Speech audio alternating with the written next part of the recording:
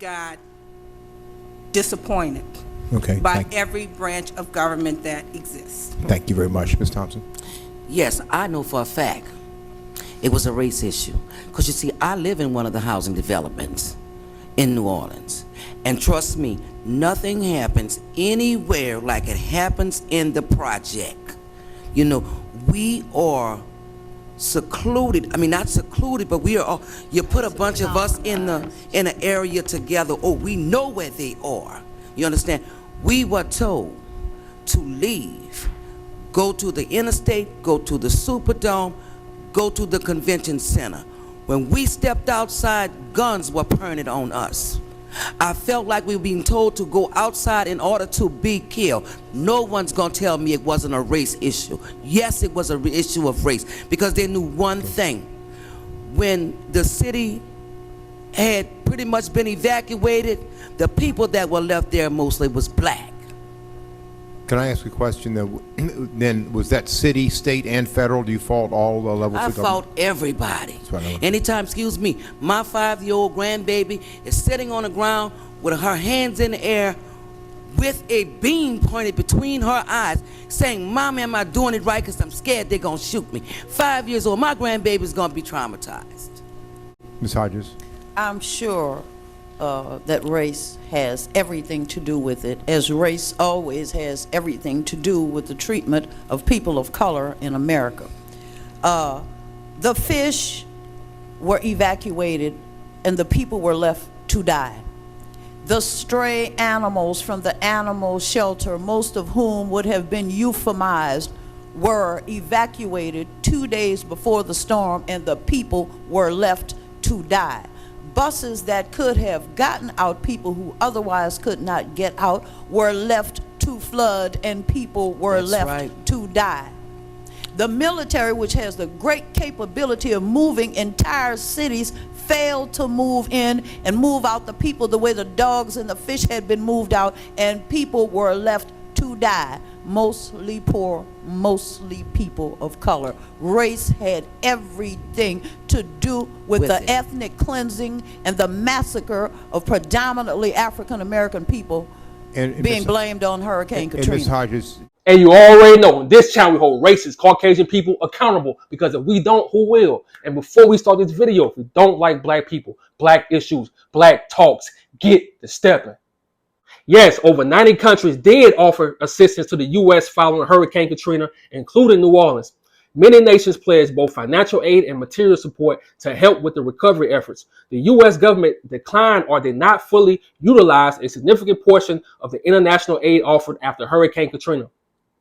While over 150 countries and international organizations offered assistance, including valuable supplies, services, and cash, much of it was not effectively used. Make that make sense? And I've been talking about this on my channel, but now we have a new documentary that just came out, and I'm happy about it, because now you finally see on TikTok everybody telling their side of the story. People from the city, people from New Orleans telling their side of the story. They showing you pictures, they showing you old video footage. And I don't know if this just New Orleans or Louisiana as a whole, but we're not vulnerable with people. Just think about it. Up to that documentary coming out, people been having these stories. They never talked about it. That's just something about New Orleans. That's just something about Louisiana. We're not going to be vulnerable with anybody. Our feelings are really, really important. We think you go judge us. So therefore, we're not going to be vulnerable with you. So to have people from the city, to have people from New Orleans telling their side of the story to the whole wide world on TikTok, that's powerful. Tell me I'm lying. You had over 90 goddamn countries trying to help the city. You had over 90 goddamn countries trying to send help to New Orleans, and these racist Caucasians turned it down. They knew how powerful the Ninth Ward was. They knew how powerful the Seventh Ward was. Hell, the lower Ninth Ward before Hurricane Katrina, it was 98% black people, and 59% of those black people owned their homes. So this is why they decided to do what they did to our people. Run the tape. Let me go a little further than that. There was a military person in my house, somebody who served their country well, who, when we started looking at what was this too loud, boom, boom, mister, I'll never forget it. Let me ask you this, ma'am. How far? He said, Mama D, that was a bomb. Were you going to answer my question? Yeah. Or not? How far away is your porch From the London Street Canal, it's halfway to my post office box that I walk every day. So the levee is just across the street from you? I'll say, how far is St. Aug from me? Broad and St. Bernard, Broad and AP2 Road. Can you see the levee breach from your house? I haven't looked for it. From I'm your, still looking for dead people. From your house, do you see the levee where it's breached? I haven't looked for it, mister. I'm trying to tell you. No, but you're not answering the question. I have not gone. One of the reporters came and I sent him to look at it, which was right down from my house. He can verify that for you. Can you see the levee from your house where it was breached? Are you familiar with New Orleans? I'm asking you a question. You can't see from one street to the other if you got two-story houses and trees. I live on a tree-lined street. That's what I'm saying. You need to come see my city. So far, I've asked you 2 questions, and you've been very unresponsive. The first question... I don't know what you're calling unresponsive. Well, the first question was how far... Can I see? No, I can't see you. I wear glasses, and I can't afford to buy any. I heard. Ma'am, we don't need to speak in tongues. We just need to speak in honest answers. That is honest. I have no reason to lie to you. Who are you, Mr. Shea? I'm serious. What have you done for me? I'm sitting up here now. I don't know where I'm going to be tomorrow. I don't know what I'm going to be able to do from tomorrow. Why would I have to sit here and lie to you, first of all?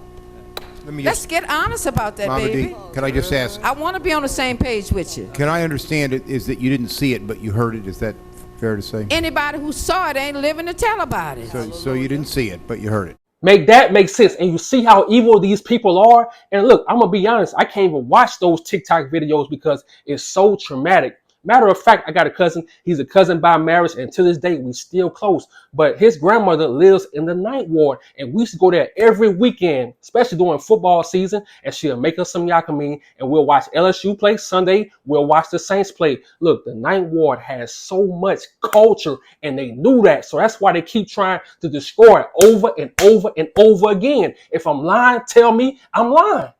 But hold up, 2005 wasn't the first time they attacked the lower Ninth Ward. Let's go back to 1965, Hurricane Betsy. Check this out. There were reports and rumors during and after Hurricane Betsy in 1965 that the Army Corps of Engineers may have intentionally breached a levee to control flooding, potentially impacting areas like the lower Ninth Ward. However, sources like LSU Library suggest that the Army Corps of Engineers may have attempted to use a barge to control the water flow through a levee during the storm, but the barge went through the levee, causing flooding. Make that make sense. And they had the audacity in this video to talk to those people crazy and play dumb like they didn't know that they blew the levees up on purpose. And the only reason why they didn't take over the lower Ninth Ward after Hurricane Katrina is because our people fought back. But the rabbit hole gets even deeper. Hurricane Betsy, it wasn't their first attack on the lower Ninth Ward either. Check this out. During the Great Mississippi Flood of 1927, levees were dynamited in the lower Ninth Ward of New Orleans to prevent the flooding of other parts of the city. This action, taken to protect wealthier parts of the city, led to the inundation of predominantly black neighborhoods in the area. While the levees were intentionally breached, it is important to note that the primary impact on the food availability in the Ninth Ward was due to the resultant flood, not directly the dynamiting itself. The flood would have destroyed crops, displaced people, and disrupted loyal businesses and supply chains, leading to a significant impact on food availability and access for residents. Make that make sense. And you got people on YouTube calling me racist. How, Sway? Nah, they just want to have a seat with Massa. They want to be comfortable with Massa. See, that's not me. I'm going to always bring awareness because this happened in 1927. Nobody talking about it. This happened in 1965. Nobody talking about it. This happened in 2005. And I wasn't the only one on YouTube talking about it. But now a lot of people was talking about it before this documentary came out. And I'm going to keep talking about it. It is what it is. And this the cold part. No one talks about Mississippi. They got a direct hit from Hurricane Katrina. No one talks about it. But I keep telling y'all, history repeats itself. Oh, you don't believe me? Well, check this out. Oscarville, Georgia, which is now Lake Lanier, was flooded in 1956, was a prosperous black town. A violent racial cleansing campaign in 1912 drove out most black residents. The land was later flooded. Next, we have Kallaja, Alabama. It was flooded in 1926. Founded by a former enslaved man named William Benson, Collage included schools, factories, and a black-owned railroad. It was submerged to create Lake Martin. Make that make sense. And if I really wanted to, I could go on and on, but that'll take me all goddamn day. But I'm starting to notice a pattern. The Army keeps helping these racist people flood black communities. They helped them flood Oscarville, Georgia. They helped them flood New Orleans. And look, if I'm tripping, in the comment section, tell me I'm tripping. But I keep telling y'all, the game is cold with these people.